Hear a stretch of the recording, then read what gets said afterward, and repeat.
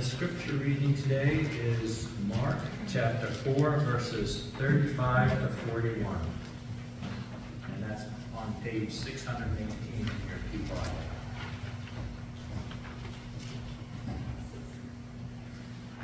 On that day, when evening had come, he said unto them, Let us go across to the other side.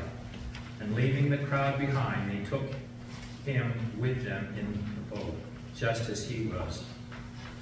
Other boats were with him. A great windstorm arose, and the waves beat into the boat, so that the boat was already being swamped. But he was in the stern, asleep on a cushion. And they woke him up and said to him, Teacher, why do you not care that we are perishing? He woke up and rebuked the wind and said to the sea, Peace, be still. Then the wind ceased, and there was a dead calm. He said to them, Why are you afraid? Have you still no faith? And they were filled with great awe, and said to one another, Who then is this, that even the wind and the sea obey him?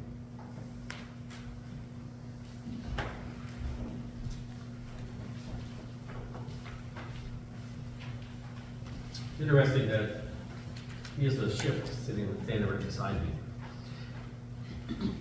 We talked about the waves and the storms on the sea in this passage, and yet during the week we talked about life under the sea, in the sea, a place of, where God resides.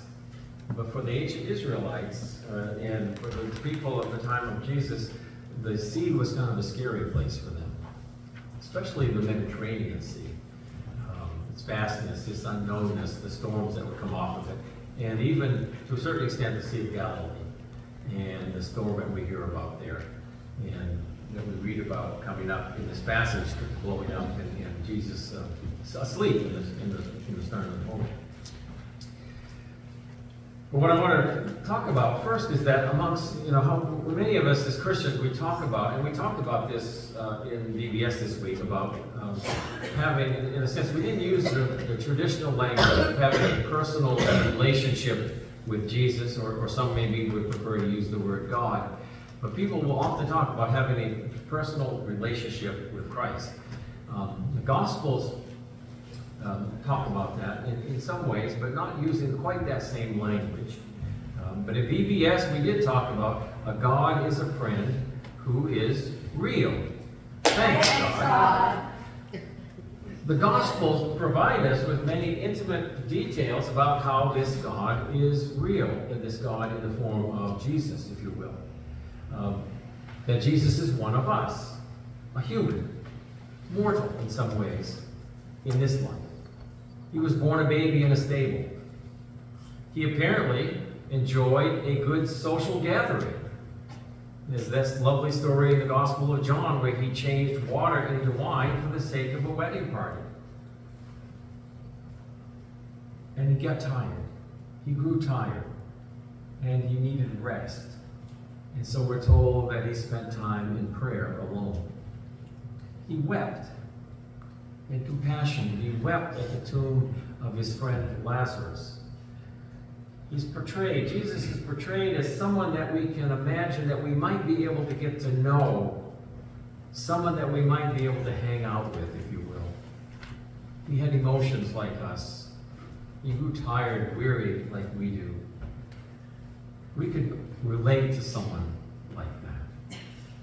To have such an intimate relationship with God is indeed most desirable. If God were nothing but a vast, totally other, something out there in the beyond, something untouchable, unreachable, to what would we cling when we feel lost and alone? In baptism, in our tradition, we are welcomed into God's family, but we're not welcomed as some generic human being. In baptism, we are named. God welcomes you, the unique you.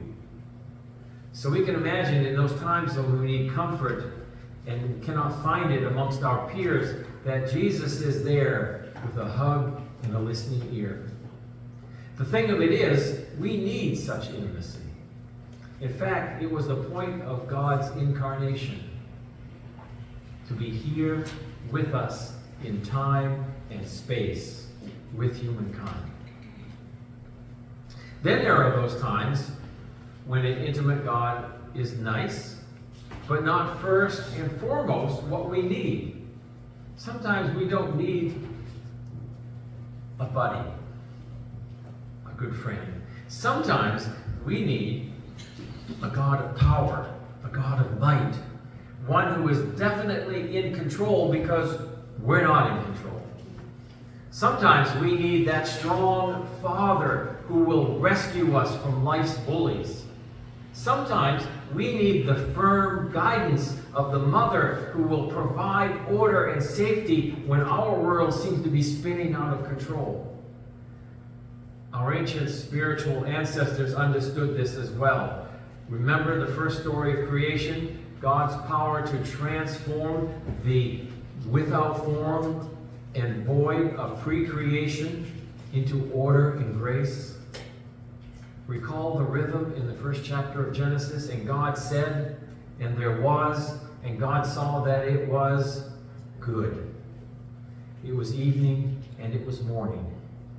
And that's repeated again and again. Even in the telling of the story, we are comforted by the repetition. We can learn to expect what is next. And on the seventh day, we're told God rested, as you will recall. So this order was God's great gift to us, especially those of us who so yearn to know what is coming next. In VBS, we learn that God is a friend who loves us. Praise God. God is a God of creative power and order. But there remained then, as there do now, places in our world that defy order. And the ancients talked about the serpent in the garden. They talked about the Leviathan that lived in the deep seas, the image of chaos incarnate. They talked about Gehenna, the garbage heap, where smoldering fires are always burning. It was a place of fear and unknown. We, in our psychological understanding, might think of these as Jungian archetypes for evil. And what about us? Don't we yearn for order when the ones we love die before their time?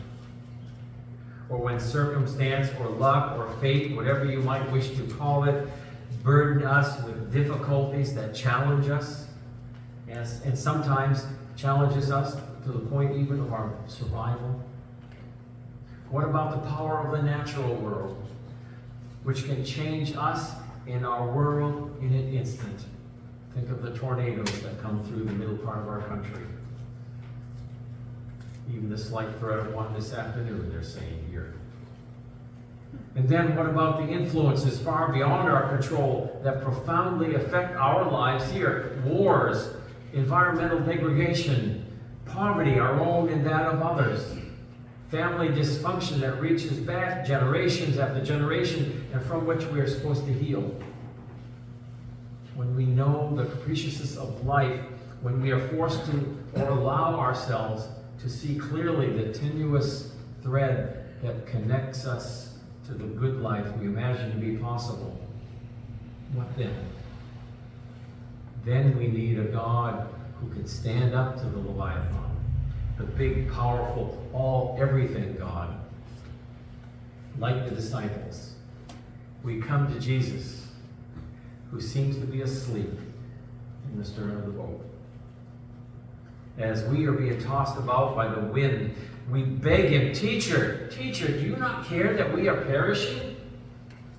Wake up, God! We're in trouble here. How many of us have done just such a thing? Or am I the only one who has called out to God, but be honest, only after I've gotten myself in over my head?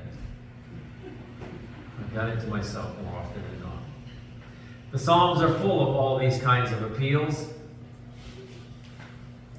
We call in our relationship, and we demand that God hold up God's end of the covenant with us.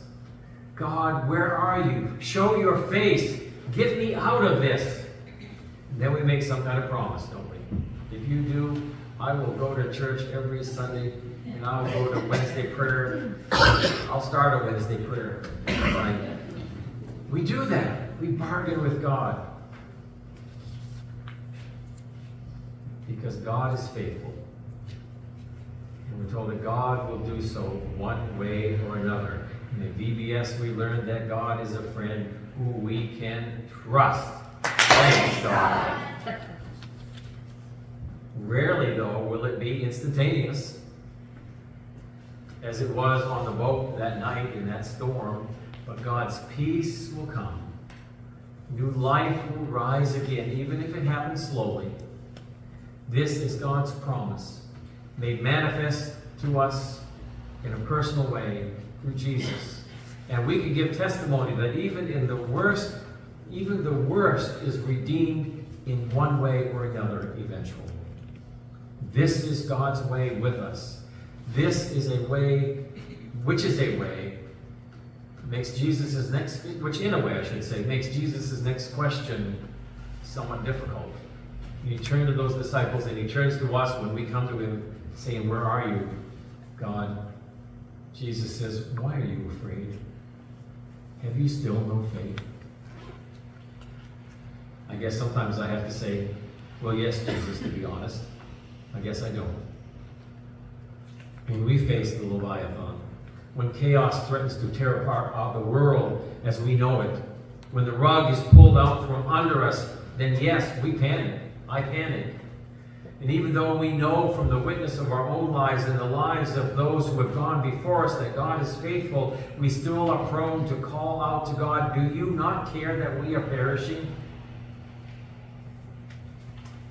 Now, we can feel ashamed about this, or we can turn our eyes to the cross, where we will see, once again, the God who is like us, flesh and blood.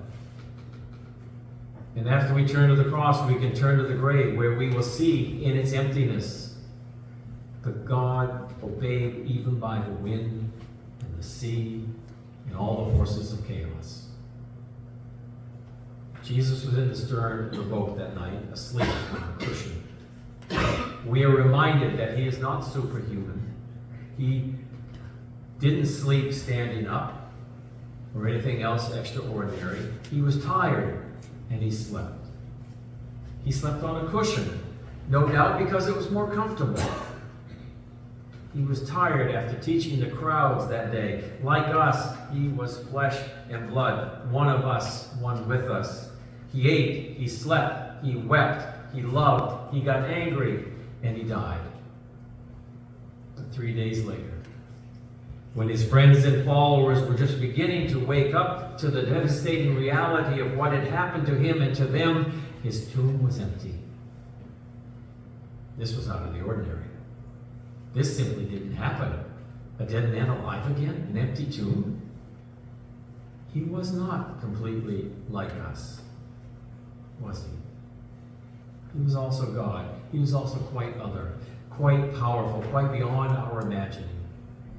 He is the one who can stand face to face with the Leviathan, whatever shape that monster takes in our lives these days.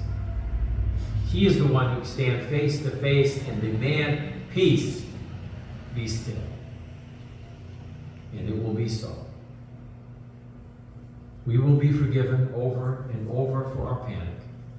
We will come again to believe that this God, both intimate and so beyond us, promises us a future in God's love. And like the kids learned in VBS, God is a friend forever. Praise God.